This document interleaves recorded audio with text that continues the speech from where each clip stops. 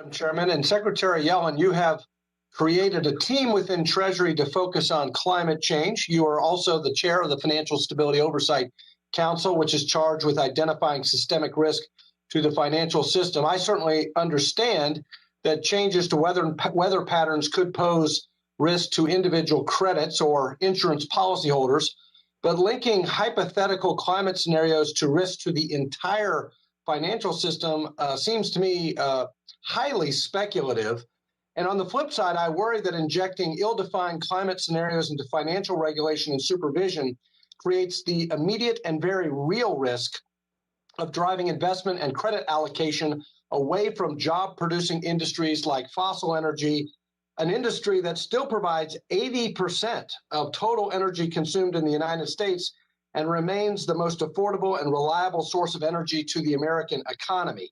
Are you incorporating this real risk into your assessments around climate? And how do you plan to account for the disruptions in the labor market, the very significant disruptions to the labor market from lost energy jobs? And what about increasing energy prices and decreasing reliability for consumers? Is that something FSOC will look at in addition to in the context of your climate czar? And you need to unmute. I believe that FSOC can play a role in arranging discussions among financial regulators, all of whom have responsibilities for assessing risks from climate change to the financial institutions that they supervise and regulate, to coordinate a system-wide response using the best available tools. I think FSOC can facilitate identification of data and information, including high-quality financial disclosures that are needed to understand climate risks and make sure that climate risks are addressed fully in light of these assessments. I don't see FSOC as playing a role in telling financial institutions what kind of lending they can do, but information is important.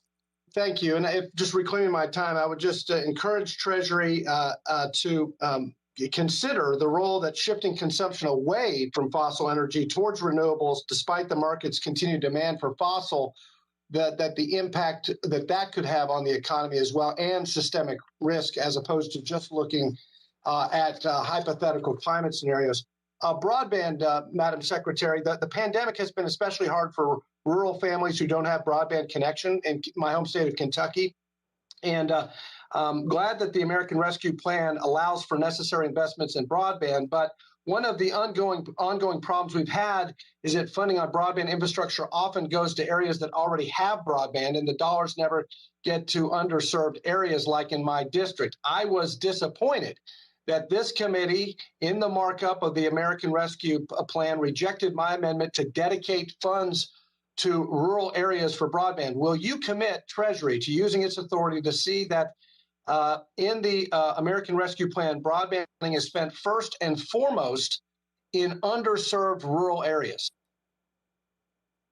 Well, we need to distribute the funds to states, localities, territories, and the like, based on the requirements that are in the ARP, and using the funds for broadband or water or sewer for the state and local funding is certainly a permitted use.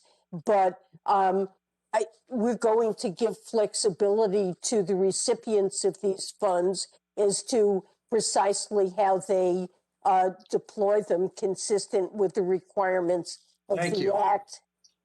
Thank you. And I look forward to working with you and Treasury on that. I appreciate that. I think we can work together on that. Final question. With the multi-trillion-dollar deficit spending bill just passed, the promise of an additional $3 trillion in spending by this administration on top of the $4 trillion in borrowing because of COVID last year, does the Treasury or the Fed or both of you intend to lengthen the maturity of government debt before interest rates rise?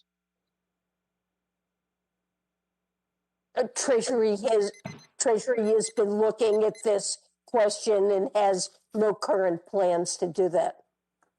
The gentleman's time has expired.